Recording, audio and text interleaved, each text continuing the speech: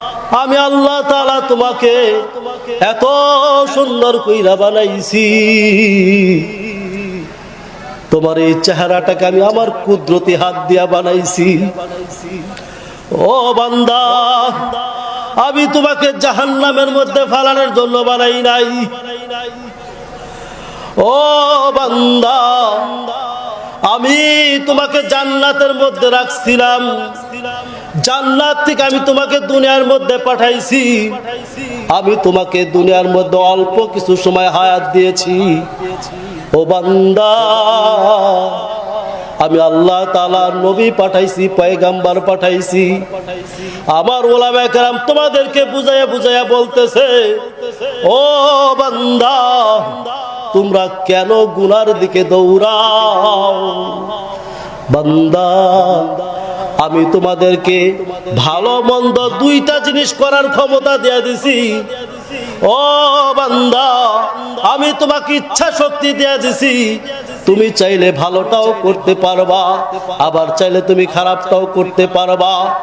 ও বান্দা, তুমি কেন আমি আল্লাহর রাস্তা ছাইরা দিয়া তুমি কেন শয়তানের রাস্তায় হাঁটো রে বান্দা? ও বান্দা, আমি তো তোমার জন্য জান্নাত রেডি করে রাখছি রে বান্দা। তুমি কি জানো তোমার জন্য আমি কি জান্নাত রেডি করছি?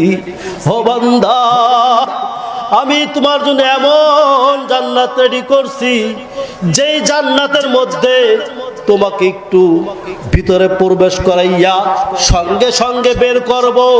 বের করার পরে তোমাকে জিজ্ঞাসা করা হবে, ও বান্দা, বান্দারে দুনিয়ার মধ্যে তুমি কোনো কষ্ট করছনি?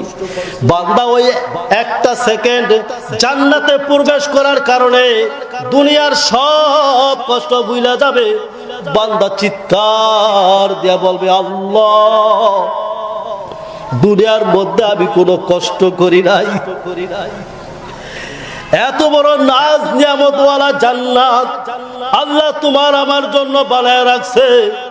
ও বান্দা, কেমনে তুমি ওই আল্লাহর হুকুমকে অমান্য করো? ঈমানওয়ালা বান্দা, কালেমাওয়ালা বান্দা গুনার দিকে পা বাড়াইলে তার কলিজার মধ্যে কম্পন সৃষ্টি হয়ে যায়।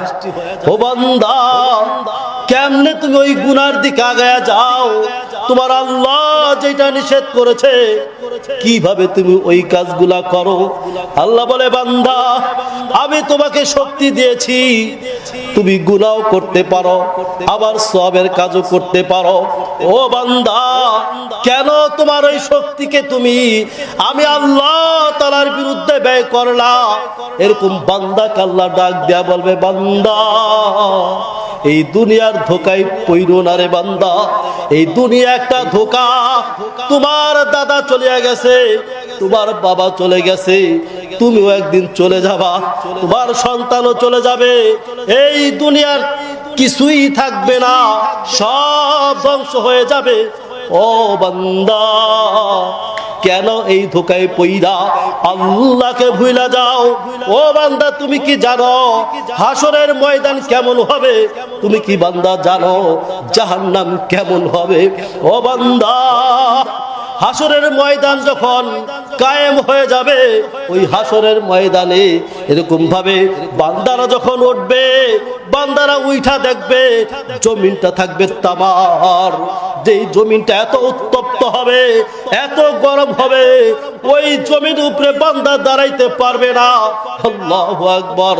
ওই জমিনটা এত গরম হবে, আর ওই সূর্যটা দুনিয়ার থেকে 13 লক্ষ কোটি গুণ দূরে। ওই সূর্যটা মাথার 1 হাত অথবা 100 হাত কাছে চলে আসবে। ও বান্দা, আল্লাহ নির্দেশ দিবে, ও সূর্য, তোমার মধ্যে যত তাপ রয়েছে সব তাপ এই নাফরমান বান্দার উপরে ফেলাও।